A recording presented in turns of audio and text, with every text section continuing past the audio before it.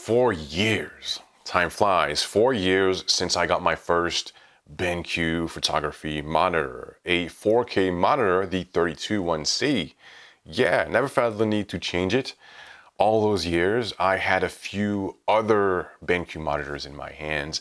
So all the work that you can see from me on social media, on my website, were produced, color graded, edited on a BenQ monitor. So let's take a look at how my setup evolved through the years, how I use them, and why I still do recommend them today.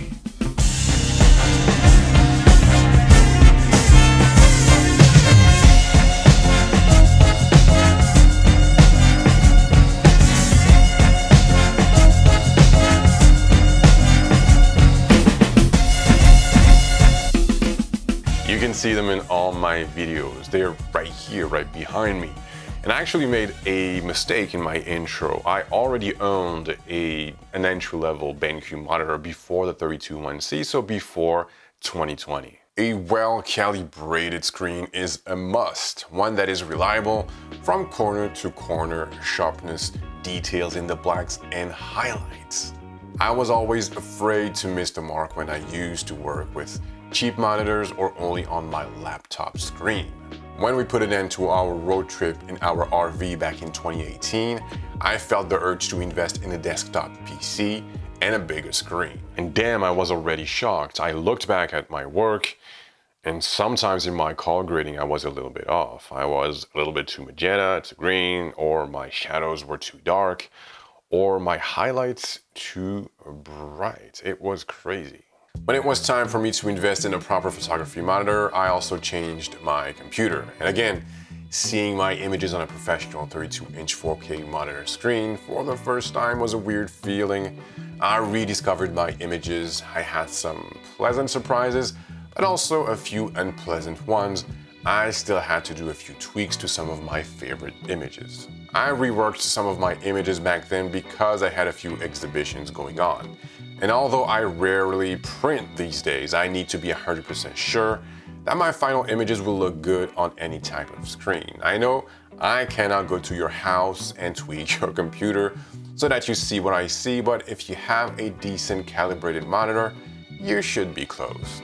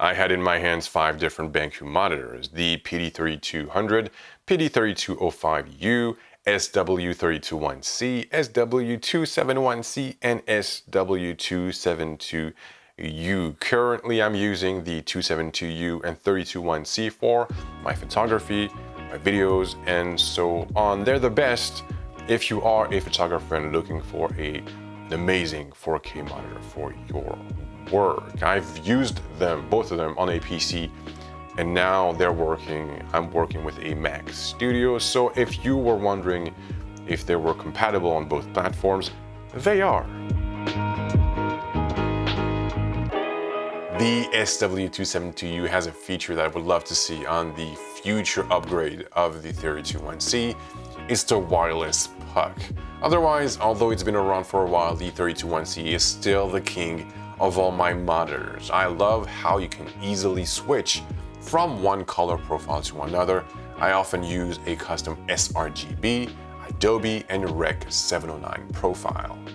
And yeah, I said it before, I also use it for video editing, so if you are into that or doing both photography and video, these two are perfect. I did a review a few months ago on the SX1, the amazing case that lets you bring with you a 27-inch screen on location. The USB-C will power your Mac, it's plug and play, it's as easy as that.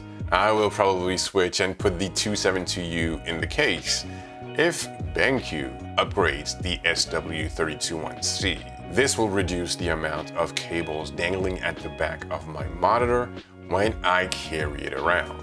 I still calibrate my monitor with the iDisplay Pro and BenQ's incredible Palettes Master Ultimate. The software evolved so much through the years and drastically reduced the calibration time. 4 years, no scratches, I move them around often.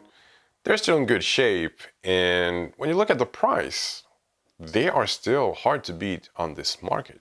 A new BenQ webinar is on the way, and it will be about my retouching process, my workflow, and how I integrated AI recently in my retouching process. It's going to be really interesting, but it's going to be in French. So you can still show up and you might understand a thing or two, but better than that, if you show up, BenQ might understand that they should organize something also in the future in English. Who knows? If you wish to learn more about these monitors, check out the links that I put for you in the description box below. Please share with us your experience with monitors. Which one are you using right now? Do you plan on upgrading or not? Please share your experience with us. I guess that I will catch you in the next one. Yes, until then, take care.